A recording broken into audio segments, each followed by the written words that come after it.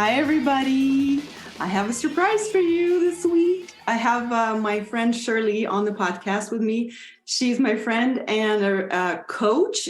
We actually coach each other every week for a while now. And I'm so excited because I have this one thought for you all. I feel like it's like a little Christmas present or like a present for the new year that I want everyone to remember because it will just change everyone's lives. So let me introduce Shirley, and then I will let her introduce herself, and then we'll dive into the topic. Okay. So I love Shirley so much because when she coaches me, actually, before I do that, let me tell you that it's very, very exciting. She's hosting a workshop this week.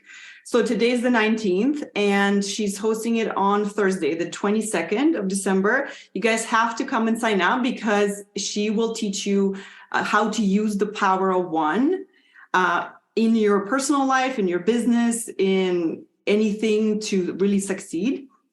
So go sign up. You can find her on Instagram. The hashtag, well, not the hashtag, she's at Daring Living. And she also has her own podcast, Daring Living. So you can find her there, and I'll also put all the details in my show notes. Okay. So you can find her there. So now let me tell you why I love her so much. So Shirley, when she coaches me and I come to her and I'm stuck on something, I just know that she will tell me something that makes me feel so good and that I don't have to do anything to make myself better or do anything to make anything better. And that thought is like, you don't have to do something, is what I want to talk to you all about today. And Shirley already knows about it, so she has some examples ready. So she just makes me feel good, like as I am in my business or anything, without having to do anything extra. So now that I introduced the topic, okay, and I'm going to let Shirley introduce herself. Go ahead. Thank you, Natalia. Hi, everybody. I'm so excited to be here and to talk to you and to meet you all today. My name is Shirley, and I'm a life and success coach for multi-passionate and ambitious entrepreneurs. So I tend to work with people, mostly women, who tend to be doing like a lot of things all at once. So they are like action takers. Maybe they're very involved with their family. Maybe they also have a full-time job, and they also have a side hustle on the side. Maybe they also have other projects or personal goals and clubs that they're running. I don't know, like all over the place. And so we definitely talk a lot about like time management and like managing your energy.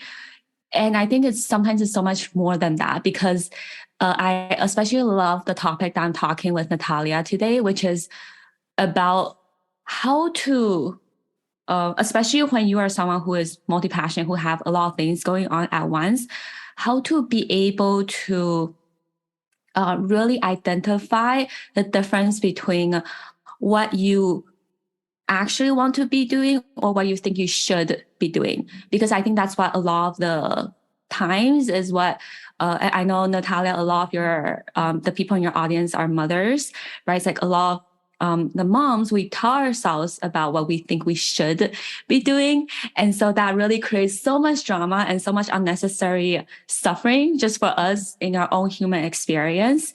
So I'll give you kind of like a little brief background about who I am. I think as like an Asian woman growing up, I've been conditioned a lot by just like maybe from my culture, from my family, and also just the marketing message I receive about women in general in the society is that like, and a lot of you can probably relate to this as well, is that I tend to people please. So I grew up just like wanting to people please all the time. You know, I was told that I should follow rules, keep my head down, keep doing what I'm supposed to be doing, don't question anything. And so that has not led me to a good place after years and decades of doing that. And I thought that there was something wrong with me, right? I thought that, oh, isn't this how I'm supposed to live my life? You know, just to make sure everyone around me is happy and always like follow the rules, do the things of like what I was told to do. And actually this has led me down like a dark path of just like more severe anxiety, depression, thinking I'm always not good enough, not worthy enough, really not knowing what it is that I actually want, because I always look to like put other people's needs above my own, right? Putting my family's needs above my own, putting my friends' needs above my own, my clients' needs above my own. So just all the things except for myself. And I think as mothers, I'm pretty sure a lot of you also put your kids' needs above your own. And it just feels so natural. You're just like, wait, what? Like, isn't that how I'm supposed to do it? Yeah. Right. And then as a result of that, then we start to lose ourselves. And then we don't really know what it is that we actually want anymore. We start to follow the rules without questioning them. Mm-hmm. And so I think just me now becoming a life coach and having my own business, I've really just, this has really over the past 2 or 3 years has really led me down the path of like really discovering and exploring something that is in me that is so much bigger than the rules, right? Like I grew up in a blue collar family. People expect me to just get a stable and safe job. And I went out to become an online entrepreneur. And I went out to become a life coach who no one in my family knows what that is about. And then I believed that I could, like own my own home before the age of 25 and then be able to work and travel and have flexibility in my own schedule, be able to, I'm on my way to making 6 figures and beyond. These are things that I have never dared to question or to even think that was possible. But I think it's because of this single topic that we're going to really dive deep into today, really talk about like, you seeing you are so much bigger than your rules and seeing that there's actually so many things that you don't have to do. And you're not, it's not that you should, like all the shoulds is just conditioned thoughts and beliefs that you have in your head. Right? When I really learned just in my own personal experience to let go of all the shoulds, all the haves, that's when I opened up myself to so much more possibility and really see, okay, what really is it that I want to do? What really is it that I want to pursue? And now that I have done it, I'm still in the process of doing it. I still have a lot of shoulds in my head all the time. But then now I'm seeing such a bigger picture, and now I also help other like multi-passionate women to be able to break free and do the same. So yeah, that's kind of a little backstory about me. Does that answer your question? I love it. And it makes so much sense because you've done that work on yourself, on not believing all the shoulds and all I have tos. Then when you coach me, it's so easy for you to see that this is nonsense that I'm believing, right? Mm-hmm. So when you coach me, you just like so calmly say, you don't have to do that. And for me, it's like, what, really? It just feels like so good. And you're like, there's no judgment. And you can tell that you believe it. And you truly believe that I really don't have to promote my business to help people, that the podcast is enough, right? And so on, right? So that feels so, so loving. And so I think if we learn to do that with ourselves, that will feel really loving to ourselves, right? Yeah. Mm-hmm. And talk about you being a life coach, like that's really breaking a woman and like being in an Asian culture role, right? Mm-hmm. Yeah. And I think like this is what I have come to realize just in my own personal experience and just through all the experiences I've had coaching a lot of other women as well, is that we all have this internal compass within us of what actually works for you, like the things that you actually want to do, what actually feels right for you.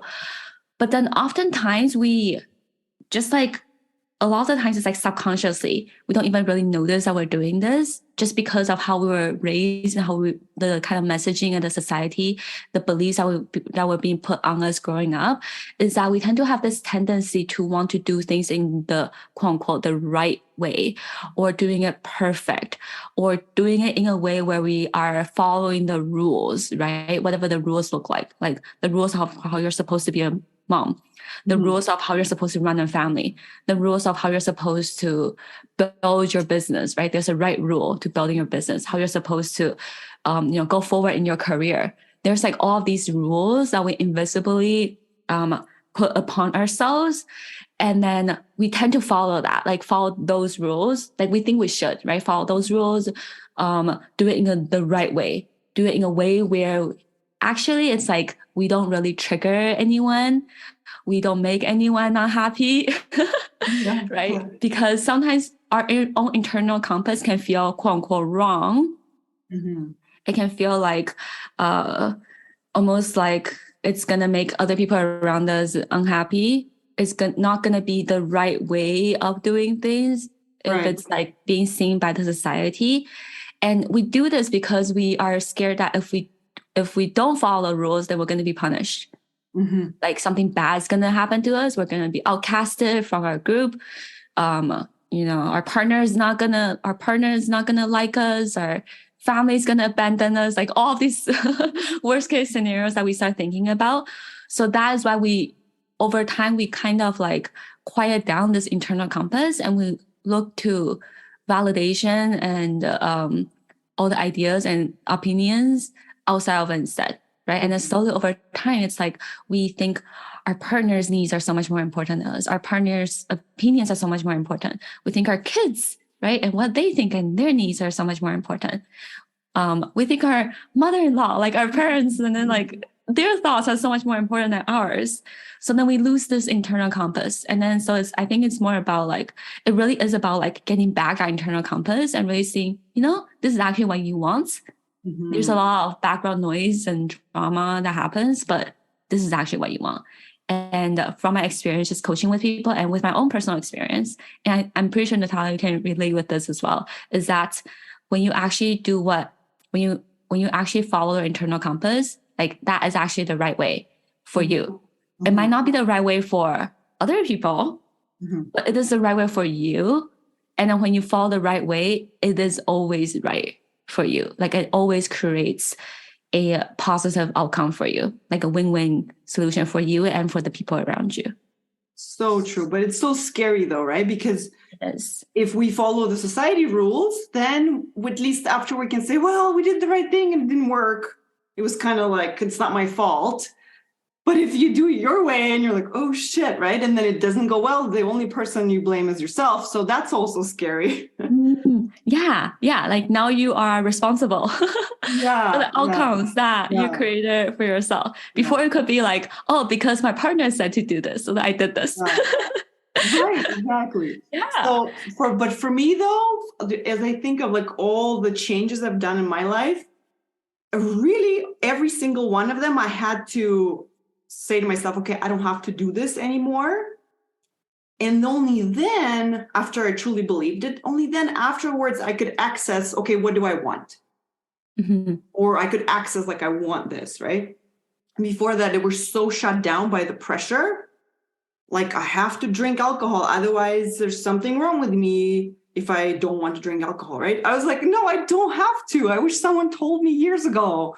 And then I said, oh, I don't want to, right?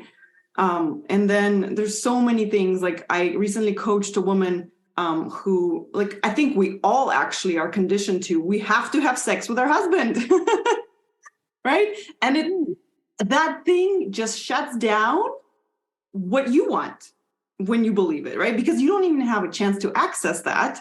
And so that same thing, right? Take off that should, and then allow yourself to never have sex with him again, and then be like, no, I kind of want to, right? Yeah. So yeah, it's like taking back that personal power. It's like, okay, first, maybe to really see and really let go of the fact that you have to and that you should. And then from this more clean and neutral place, decide intention. Actually, I do want to have sex. Yeah. Right? Or actually, maybe not tonight, but maybe next week when I feel better, when I'm more energized, then I do want to. And when I have that desire again, then I do want to. But it's like you decide yourself, not because you're being forced into it. Because I think that energy, it just feels yucky and you feel like you don't have a control. You feel powerless. Mm-hmm. And then I think when you feel like you're being forced into doing something, that always does not create the experience that you actually want for yourself. Yeah. And and like what you were saying earlier about how like if you make a decision and then you end up having to take responsibility for it, something that just came to me that I would say for that is sometimes it could be true. Like you really make a decision from a place where you are owning it, but then the outcome is not what you wanted. And then in that case, you can't blame other people. But what I would also say is that just from my own experience coaching so many people is that even though it felt right for you and then you did it, but then the outcome, maybe in the moment, it's not what you actually want, it actually helped you pave the way because through that outcome, you actually learn so much. You experience the pain of it. So now you learn so much from it. It's almost like you're transformed from it. And then coming out, you will be able to receive what's next. And you will be able to become someone who can actually have your own back and do it and like even own your mistakes, right? Own your own failures. And I think that is like an even greater, like a greater transformation for you to become someone who owns your failures because you made the decision and you own it. Yeah. Well, I just went through that in my business, right? With my offer. Yeah. So I followed the rules for years. And then I finally said, okay, this makes no sense. I'm going to do what I want. I did what I want. And right after I'm like, oh my God, this was not at all what I wanted. And now I know exactly what I want. I'm going to do this way. I'm like, finally, I actually understand why I was doing it the other way. But I only could learn it by doing it my way, which kind of turned out a mistake, but not really. Yeah. Like you had to do it to know. Yeah. To make that decision. Doesn't it feel good to own your mistakes? You're like, I did this, but I made the decision. I failed. It's not actually what I wanted, but I learned so much from it. Yeah. I actually feel more confident saying that. Like, yes, totally messed up. Yeah. Yeah. Because then you're not afraid to mess up. Yeah. Yeah, you're like, I didn't die. I did this. I didn't die. Yeah. And I learned to trust myself so much more through this process. Yeah. So the other thing I also want to mention is that we have to, I think, remember the intentions behind the I should, or I have to, because even this morning, before I knew I had this recording with Shirley, the podcast, which I'm excited about, but this morning I had the dread. I'm like, oh, I have to do this podcast, right? I felt nervous. And I noticed that pressure that I have to do something. I'm like, dude, I chose to do this. It's going to be fun. I'm excited about the topic. It was my idea. Like, I love Shirley. And so I actually had to remind myself of all these things because our mind naturally just wants to, the intention is like, you make sure you do the podcast, right? The intention. But the way my mind goes about it is creating dread for me. It's like, you have to do the podcast. No, I don't have to. I could cancel it, right? So I think that's for most of us, right? We want to, because like, for example, if we want to have sex with our husband, it's actually the intention, but the way our mind says, no, you have to, then that kills it, right? So we actually have to kind of be gentle with ourselves and recognize, no, we have really good intentions. Let's kind of clean up this dreadful sentence and then access what we want. Yes. Any thoughts? Yes. Oh my gosh. Okay. So I think that idea of, it's so interesting, isn't it? How sometimes some of the things that we tell ourselves we have to is actually things that will give us more joy in your life. Such as like, for example, you said that you wanted to, like, you're actually the person who reached out to me and want to do this podcast. Yeah. Right. So it's like, this will actually help you so much in your life and in your business. And help maybe it's people, like, right? Yeah. Help your people. Yeah. And maybe it's like having sex with your husband. If you really change your intention, maybe you really do want to be more intimate and feel more connected with them. So there are a lot of things that I think our brain tells us we have to as a way for us not to access more joy and more pleasure and more like amazing things in our life because we think this is just how we're supposed to have, right? We're supposed to have some frustration, especially with like a lot of the women I tend to coach with. It's like they're actually meant for bigger things, but then intentionally they go into anxiety and they go into worry and doubt to limit themselves from experiencing greater joy and greater amazingness in their life. So then their brain give them ideas of like, you have to do this, make you feel bad for what you're doing, make you feel like you're obligated into doing this. And actually, when we change the experience of it, you can actually allow in more joy and love and support and meaning and abundance into your life. And subconsciously, if we think we're not allowed to have those things, then we can think some thoughts that limit us from experiencing those emotions, right? Such as like, I don't want to take the kids to school today, but maybe it's like, you know what? I actually want my kids to learn. I love my kids. I want to be there to be the mom I want to be, to actually take them to school, to watch them walk into the classrooms, right? Like there's a certain kind of experience and meaning that you can access, and so much more love and connection you can access for yourself when we let go of the shoulds.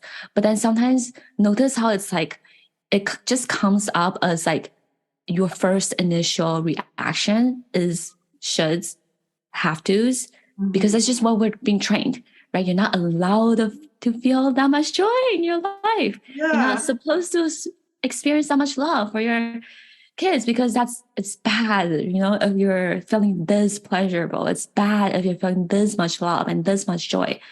So then we don't do that. So that's the initial reaction that comes up. It's like, what's the danger here, right? What's the threat? You have to be aware. You have to think about and worry about and like not wanting to take your kids to school, right? Like all of the things.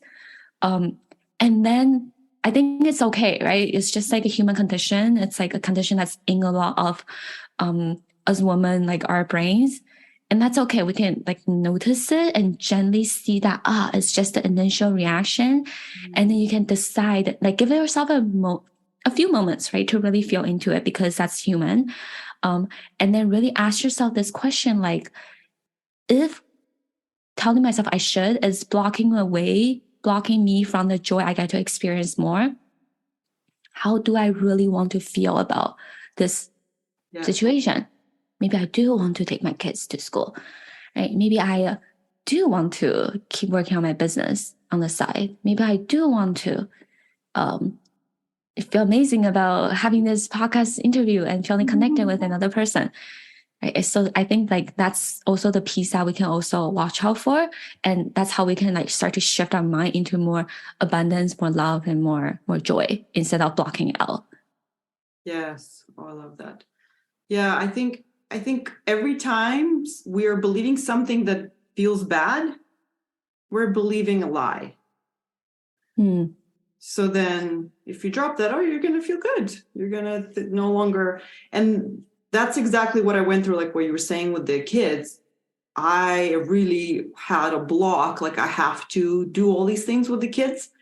And once I truly realized, okay, I don't have to I could just go to work. I could get someone to take care of them as much as I can.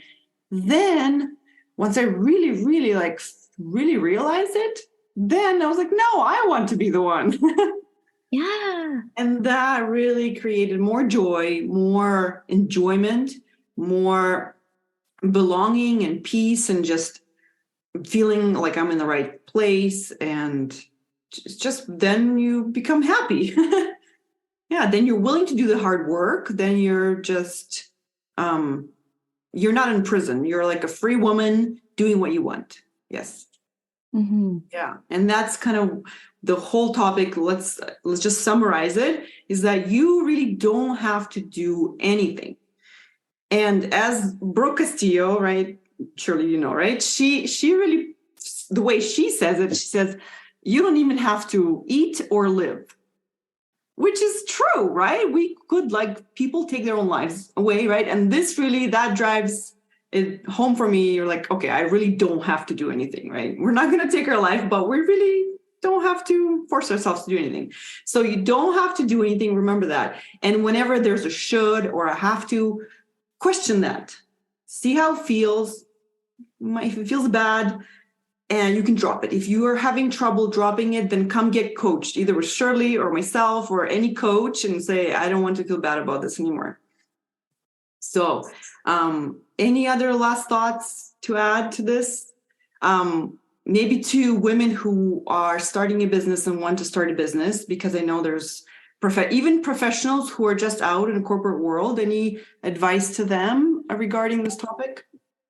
Yes. Well, I think something that I would also offer is that sometimes the reason why we think we have to follow the rules, I think especially in business as well, is that we think that is like that way is going to help you achieve the result that you want, right? In order for me to have amazing business, I have to follow the strategy, this plan A, B, C, D, E. Like I cannot create my own way of how I want to, have my lifestyle, be involved with my family, and also be able to build this amazing business.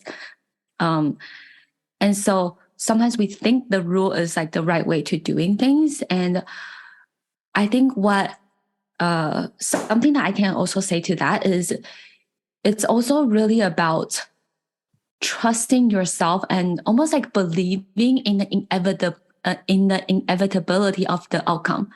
Mm-hmm. So like, if you know for sure, like let's say right now you are just starting your business and maybe you are in like the first year, the first 1 or 2 years of starting your business, and you're having some doubt about it. You think following this guru's strategy of building sales funnel is like the way to doing it. And there's nothing wrong with that. But maybe deep within, you have another thought of like, okay, there's something else. There's something else that's there, right? But then you don't you're like, I don't know if this is actually the thing. Well, what I will offer is the fact that you have this vision in your mind that you're going to have this amazing and thriving life with your business. The fact that you have this vision in your head, like you're the only one in this entire world who have this specific lifestyle, who have this specific business, who has this specific family, right? No one has your kids than yours. No one has your partner than you, right? So you're the only one who has this specific life and image that you want to have in 5 years, let's say. So if it's inevitable that for sure you're going to get there, mm-hmm. like either way, you can follow this guru strategy and then you can get there. You can follow another guru strategy and you can get, like, doesn't matter how you do it. At the end of the day, you're going to get there regardless because it's inevitable. Your success is inevitable. The path that's carved out forward for you, that life that you want to have for yourself is inevitable because your desires are important, right? There's a reason why your desires are there. So it's inevitable.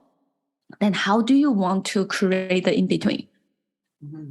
What kind of experience do you want to have on your way there? It could be following this guru strategy, or it can be, listen to what this guru has to say and then take some bits of that and then create a strategy in a way that works for you, right? Either way, you're going to get it regardless. But certain experiences might not feel as good, right? Certain experiences might cause a lot more drama, a lot more suffering. If either way, you're going to get it regardless. And whatever you do is going to be perfect, right? Because you're going to get there at the end of the day. Then what would feel so amazing for you? What would feel so joyful and so aligned for you? And I think that is like a question you can ask yourself to help you move forward in your business. Awesome. Thank you. Thank you. No, so everyone, I would highly recommend Shirley for anything business related. Like, she helps me so much with my business. And like I said, my favorite part, I have a couple favorite parts. Like, she just makes me feel so good, just like as I am, no matter like if I haven't reached my goals yet, right? So you have to feel supported like that, especially with a coach, right?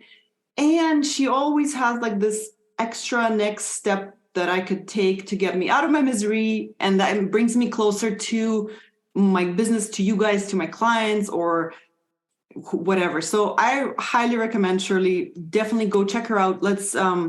So you can find her on Instagram at Daring Living, and her podcast. Go check out her podcast for sure. Also Daring Living. And also, if you just can't wait, you should try and sign up for her workshop. So where can they find you? Where can they sign up for the workshop? The best way right now, I can give you a link just to put it because the link is a bit long. You add to the But notes, yeah. yeah, but you can also find me on Instagram. That is where I'm the most active. So definitely if you come find me on Instagram at Daring Living, there will be a link there for you to sign up for the workshop. And the workshop is called The Power of One. So it is all about helping you take back, almost like being able to be the person who can leverage on your personal power and uplift and love and support those around you. So it can be with your relationship with your family, with your loved one, with your clients, with your audience, with your community.